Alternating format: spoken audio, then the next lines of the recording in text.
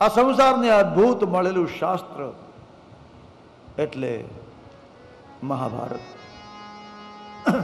લોકો મહાભારતને બહુ વગાવ્યું, ઘરમાં ન રખાય, ઘરમાં રાખીએ તો મહાભારત થાય, ઘરમાં રાખીએ તો મહાભારત અટકી જાય, મહાભારત થાય નહીં. અથ શ્રી મહાભારત કથા, અથ શ્રી મહાભારત